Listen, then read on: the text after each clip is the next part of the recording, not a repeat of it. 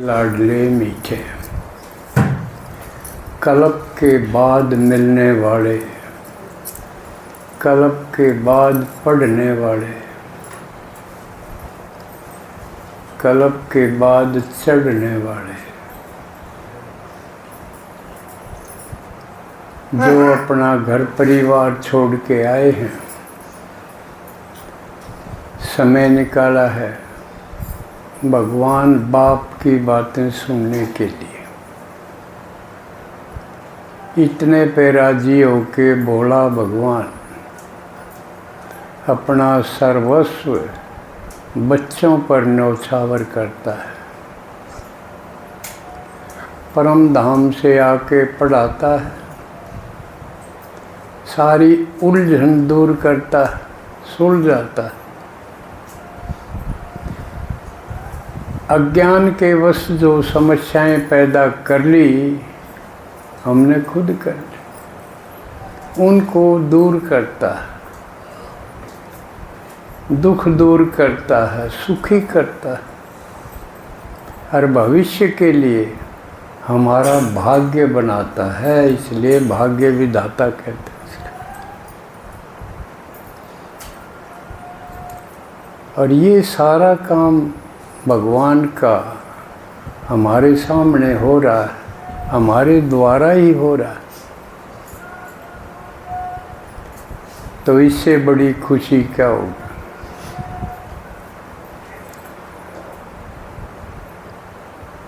भगवान ज्ञान का सागर है, तो सारा ज्ञान एक दिन में तो दिया नहीं जा सकता, ना हम समझ सकेंगे ना समा सकेंगे। इतना सागर को एक दिन में कैसे समाएंगे। इसलिए वो जैसे स्कूल में एक एक चैप्टर एक एक पाठ पढ़ाया जाए, इस प्रकार वो पढ़ाने के लिए आता है। कितनी दूर से आता है, बिना कोई तनख्वाह बिना कोई फीस लिए पढ़ाने आता है। हम गर्व से कह सकते हैं हमारा टीचर सबसे बढ़िया, सबसे प्यारा है, अज्ञान का सागर है, और हमको पढ़ा पढ़ा के कहाँ से कहाँ पहुँचा देता। तो आज हम एक विषय लेंगे। कल वर्ल्ड अर्थ डे था, भाई समझ गए होंगे कुछ तो। पृथ्वी दिवस, विश्व पृथ्वी दिवस, धरती का दिन। अंग्रेजी में अर्थ बोले धरती में। तो ये दिन क्यों बनाए जा हैं। अब भाई चीज़ बिगड़न लाग जा है, घनी बिगड़ जा है, जब ध्यान खिंचवान खातिर। अब देखो सोचो यू क्यों लग रहा है, क्योंकि गुजारा होगा नो। यह चिंता हो जाए जब हम उसका एक दिन बना दें, किसके ऊपर विचार करना शुरू करें। जो कर मदर डे आओगा, फादर डे आओगा, तो मदर डे में माताओं की हालत बिगड़ दी जा है, उनकी कदर घट दी जा, सब कमें करते कर दी। तो न्यू आया भाई इनके बारे में विचार करो, इनकी हालत खराब हो जाएगी तो बच्चे की क्या होगी, उनकी गति क्यों ठीक होगी। इसी प्रकार यो कल धरती के बारे में, पृथ्वी के बारे में विचार करो। ये क्या हालत होगी, ना पानी ठीक पीने दोगा, पर्याप्त भी नहीं, शुद्ध भी नहीं, ना भोजन ठीक हो रहा है कोई। सारी चीज़ भोजन है, जहर हो गया। आज आपने सुने होंगे गीत भी सारे इसी प्रकार के थे कि भाई दवाई मिला के इसको जहर क्यों बनाओ हो, आप जहर बना के अपने परिवार में खुआओगे फिर, और आटा कितना होगा। ये उत्पादन करा हाँ फसल, इसे का तो बना के खावांगे, अरे तो जहर बना दिया। इतनी केमिकल इसमें डाल डाल के अपने हाथों हम अपना नजर देने लग रहे। तो आज के ये सारे गीत भी इसी प्रकार थे कि योग से इनको शुद्ध करो और इनका जहर निकाल दो, सात्विक भोजन बनाओ। तो ये गीत भी बाबा ने बनवाए थे किसी टाइम, तो ये सोचा कि ये भी सुननी चाहिए। तो पृथ्वी यानी धरती का सारा सिस्टम बिगड़ गया, और इस बिना जीवांगे क्यों कर? भोजन इसके ऊपर निर्भर, क्योंकि सारे पेड़ पौधे फसल सब्जियां कितना होंगे? धरती में चुताऊंगी। पानी भी जमीन खोद के निकाला, पानी ठीक नहीं। इसकी वजह तो हवा भी बिगड़ गई, सांस तो लेना पड़ेगा। पीछे कई बार देखो वो बंद करना पड़ा, अब के सारी गाड़ियां बंद करो, फैक्ट्री बंद करो, हवा में इतना प्रदूषण हो गया सांस नहीं ले सकते। और ख़ासकर ये समस्या बड़े बड़े शहरों में और भी खतरनाक है, क्यों तो सारी गाड़ी चाले हैं, वो तेल फूके हैं तो धुआं ही धुआं, तरह तरह की बहुत प्रदूषण है, जीना मुश्किल है। पीछे तो बहुत से जो साहूकार आदमी शहर में जाके अपना कारोबार अपना रहन सहन करके उन्हें चिंता होगी, अगर उल्टा गाँव में चले जाऊँ तो अच्छा। तो ये नौबत आ गई। तो अब सवाल है के करें, हम के करा, के कर सका? जिस तरह यू बिगाड़ थमे, तो इस दिन वैज्ञानिक हैं और जो तथाकथित समझदार आदमी माने जहाँ वो कुछ बातें बताऊँ भाई, जिस तरह प्लास्टिक का प्रयोग ना करो, उसने भी नू के बहुत प्रदूषण हुआ है, और जितना संभव हो सफाई रखो, गंदगी ना हो, उससे गैस निकले। इस प्रकार की बातें हैं, लेकिन इन तय मैं सोचूं हूँ थोड़ा ही फर्क पड़ेगा, घना सा नहीं पड़ता। तो क्यों विचार तो करना पड़ा है, जब ये दिन बनाया है तो इस पर सोचो। तो इस बारे में भगवान की कब है, क्यों देखा है आदमी का बस का तो रहा नहीं हो, के ठीक कर लेंगे।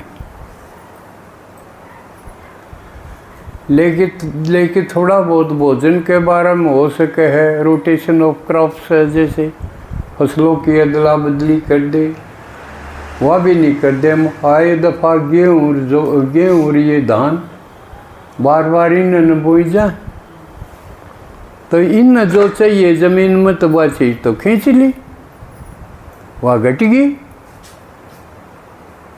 और उसकी पूर्ति करने खातिर दूसरी फसलें हम बदलते नहीं तो पहले करा कर दे। एक बार एक चीज़ बो दी, उसकी पूर्ति करने खातिर दूसरी बो दी। जिससे धान है गेहूँ वो उसके बाद फिर अगर मेथी बो दे, इस प्रकार की चीज़ बो दे, तो ये रोटेशन क्रॉप्स हो जाए, अदला बदली फसलों की। या इतनी खाद यूरिया ना डाला जा, इतनी दवाई स्प्रे ना करी जा, लेकिन ज़मीन इतनी कमज़ोर होगी कि वो नहीं डाला तो वही कोई उत्पादन रिकॉर्ड बढ़ता जा रहा है, लेकिन वो काम का है नहीं। आजकल आप देखो फल भी ऊपर तो बढ़िया दिखे, सेब भी काटोगे अंदर तक खराब। ये हो गया। और सबसे खतरनाक बात है जो इस पर ऋणी आदमी हैं वो और भी कसूते जहरीले हो गए। प्यार की, सुख की, शांति की बातें ना करते। और आजकल तो ये वोट की राजनीति ने तो जमाए सत्यानाश कर दिया। वोट लेने खातिर न्यू सो चीज़ा हैं और कड़े सी वोट बद हैं। कौन सा संगठन ठीक ठाक है उसमें पार्टी वाड़े करें तो आज एक तो हमारा कन्या हुए हैं इसी स्कीम में आपस में लड़ा दो। उन मत है कोई से तो ठावेंगे फिर। क्यों लड़े नहीं गए तो चौधरी क्यों कर पाकेंगे। तो ये बहुत खतरनाक। किसी के अंदर शांति है कोई नहीं बात करना। धर्म की बात थी, पहला धर्म जो है शांति सुख देने खातिर था, लेकिन धर्म लड़ाई का कारण बन गया। देश का हित में, देश का भला में कोई बातें ना करके राजे। बस ज़्यादा से ज़्यादा मन क्यों कर मिल जाए, अपने पेट खातिर और परिवार खातिर सारा जुगाड़ इस समय है। देश और धर्म जाओ बाढ़ में। कितने आदमी हैं इनके बारे में सोचें, कोई नहीं सोचता। इस खातिर ये सारा सिस्टम ठीक करने खातिर या दृष्टि या सृष्टि, ये जीव जंतु पेड़ पौधे जिनके ऊपर आदमी निर्भर है और आदमी को खुद, यूँ सारा सिस्टम ठीक हो जब धरती ठीक हो। तो क्यों करो, भगवान न कर सके हर वो कर्ण खातिर आ भी गया। लेकिन वो क्यों कर रहा है, सिर्फ राजयोग से, सिर्फ योग से। यूँ कहियो ठीक हो सके है योग से। यूँ सारी चीज़ जो बिगड़ गई ये यूँ कहे मेरी याद से ठीक हो सके। तो आजकल कई प्रयोग करे हैं, यूँ कर पानी है यूँ कहीं इसको दृष्टि दो, बाबा की याद में रह के पानी आपके लिए दवाई बन जाएगा। देखो कमाल की बात नहीं होगी। अपनी फसल है, पेड़ पौधे हैं, फसल है, उनमें उसमें जाके न बाबा का योग लगाओ, पैदावार ठीक होने लग जाएगी। कम खाद में ठीक होने लग जाएगी और फिर बिना खाद भी ठीक होने लग जाएगी। यू कहने तो नहीं लग है तो मामूली बात है, खर्चा भी कोई नहीं। लेकिन यू करके दिखाया, दूर नहीं आड़े मधुबन में करके दिखाया। मीनू भाई आए हैं 26 दिन सेवा करके मधुबन, तो इनका सुनाएंगे अनुभव भी। बाकी वीडियो में भी आया था कि अभी 14,000 पौधे लगाए हैं इसके पपीते के। 14,000 अपने शांतिवन में जो ज़मीन खरीदी है और उसमें इतने पपीते के पौधे। इससे पहले राजस्थान में उस जगह पहाड़ी थी कि में भी पैदा ना होया करता। आज कितने प्रकार के फ्रूट पैदा हुए होंगे, सब्जी इतनी पैदा हो है कि बाहर तो मंगाने की ज़रूरत नहीं। कितने आदमी जाओ हैं मधुबन, उस कलराठी जमीन में जिसमें किमें भी पैदावार ना होया करती,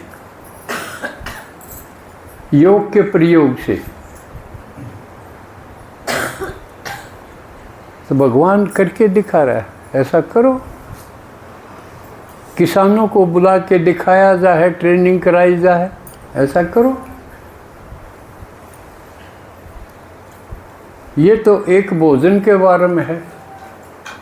नहीं तो मधुबन में, राजस्थान में, उस पहाड़ी इलाके में फ्रूट का पैदा होना, और कितने प्रकार के फ्रूट है वो तो बताओगे, मीनू भाई बताओगे, दीदी भी देख क्या रही है। तो और स्वर्ग में क्या दिखाया है कि फ्रूट होंगे बहुत फर्स्ट क्लास। उधर रोटी राटी घाटे पौन की जरूरत पड़ेगी। बस जिसा जी करे उसा है फ्रूट,